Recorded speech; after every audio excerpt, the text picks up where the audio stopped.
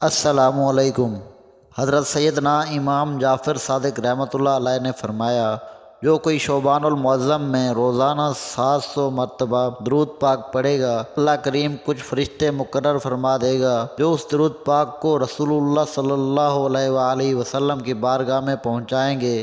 اس سے رسول اللہ صلی اللہ علیہ وآلہ وسلم کی روح مبارک کو خوشی ہوگی۔ پھر اللہ پاک ان فرشتوں کو حکم دے گا، اس درود پڑھنے والے کے لیے قیامت تک دعائے مغفرت کرتے رہو۔ حضرت سیدنا امام جعفر صادق رحمۃ اللہ علیہ کی روایت پر عمل کرتے ہوئے ہمیں یہ بھی چاہیے کہ اس ماہ میں پیارے آقا پر خوب درود پاک پڑھیں کہ شعبان المعظم درود پاک پڑھنے کا مہینہ ہے، جیسا کہ اشارے بخاری حضرت علامہ احمد بن محمد اور انہی کے حوالے سے حضرت سیدنا شیخ شہاب الدین احمد بن حجازی نقل فرماتے ہیں، بے شک شعبان نبی پاک صلی اللہ علیہ وآلہ وسلم پر درود شریف پڑھنے کا مہینہ ہے۔ یہ آیت ان اللہ و ملائکتہ یصلون علی النبی اسی مہینے میں نازل ہوئی۔ شعبان کو شعبان کہنے کی 3 وجوہات ہیں۔ شعبان اسلامی سال کا 8واں مہینہ ہے۔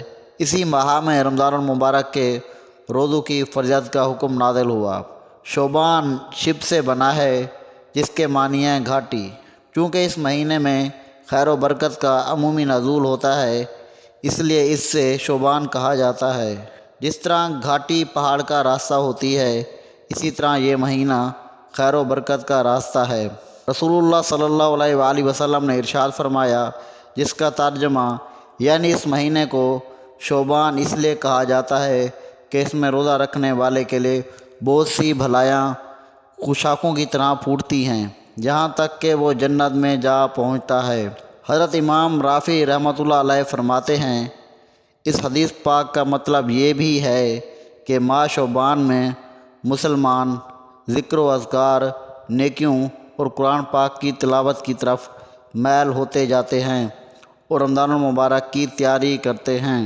شعبان کے 5 حروف ہیں اور ان حروف کی برکات یہ ہیں: ان سے مراد شرف یعنی بزرگی، عین سے مراد علو یعنی بلندی، اور با سے مراد بر یعنی بھلائی و احسان، الف سے مراد الفت اور نون سے مراد نور ہے۔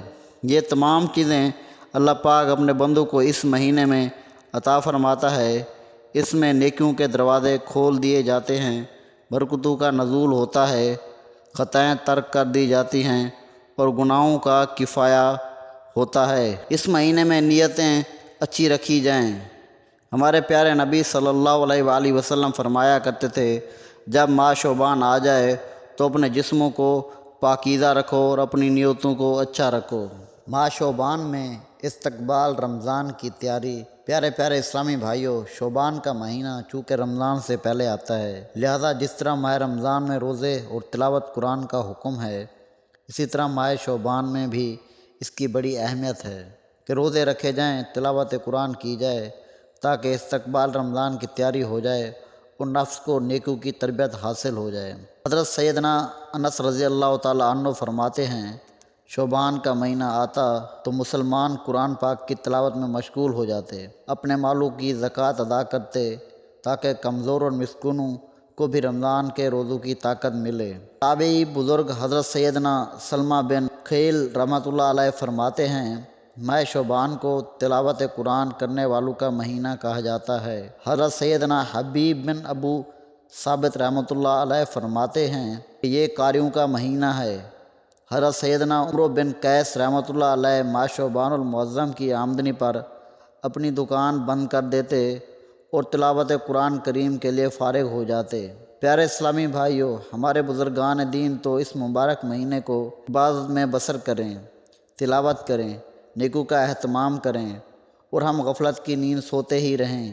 ایسے غافلوں کے بارے میں بزرگان دین فرماتے ہیں، اے مبارک وقتوں میں کوتاہی کرنے والوں، ان وقتوں کو ضائع کرنے والے اور انہیں برے اعمال سے آلودہ کرنے والے، تو نے کتنے برے کام ان مبارک وقتوں کے حوالے کر دیے، جس کا ترجمہ ہے جب چلا گیا اور تو نے اس میں کوئی نیکی نہیں کی، اور اب یہ برکت والا شعبان ہے۔ شعبان کی عظمت سے بے خبر رہ کر ان وقتوں کو ضائع کرنے والے، ہوش میں آ اور تباہی سے ڈر۔ بہت جلد سب لذتیں تجھ سے چھین لی جائیں گی اور موت تجھے تیرے گھر سے زبردستی نکال دے گی۔ سچی اور خلوص بری توبہ کے ذریعے اس قدر گناہوں کا مداوع کروا سکتا ہے کر لے، اور جہنم سے سلامتی کو ہی اپنا مقصد بنا لے۔ بہترین مجرم وہ ہے جو اپنے جرموں کا مداوع کروا لے۔ حضرت سیدنا ابو معمر رحمۃ اللہ علیہ فرماتے ہیں، اس کا ترجمہ ہے یعنی اے میرے رب، تو نے مجھے دو عظمتوں والے مہینے ماہ رجب اور ماہ رمضان کے درمیان رکھا ہے، تو نے میری کیا فضیلت رکھی۔ اللہ پاک نے ارشاد فرمایا، تجھ میں قرآن پاک کی تلاوت رکھ دی۔ پیارے پیارے اسلامی بھائیوں، ہمیں چاہیے کہ شعبان المعظم میں خوب نیکیاں کریں، ذکر و اذکار کریں، درود پاک پڑھیں، تلاوت قرآن کریم اس ماہ معظم کی خوب تعظیم کریں۔ اس عظمت والے مہینے کی اہمیت کے لیے اتنا ہی کافی ہے۔ اس کے بارے میں ہمارے پیارے آقا صلی اللہ علیہ وآلہ وسلم نے ارشاد فرمایا، ماہ شعبان میرا مہینہ ہے، لہذا ہمیں چاہیے کہ اس مہینے میں خاص طور پر روزے رکھیں۔ ہمارے پیارے آقا مصطفیٰ صلی اللہ علیہ وآلہ وسلم جیسے رمضان کے روزوں کی تیاری فرماتے، ایسے ہی شعبان کے روزوں کی بھی تیاری فرماتے۔ نیز آپ صلی اللہ علیہ وآلہ وسلم نے تعظیم رمضان کے لیے شعبان کے روزوں کو سب سے افضل روزے قرار دیا، جیسا کہ حضرت سیدنا رضی اللہ تعالیٰ عنہ سے روایت ہے کہ رسول اللہ صلی اللہ علیہ وآلہ وسلم سے سب سے افضل روزوں کے بارے میں پوچھا گیا تو آپ صلی اللہ علیہ وآلہ وسلم نے ارشاد فرمایا، رمضان کی تعظیم کے لیے شعبان کے روزے رکھو۔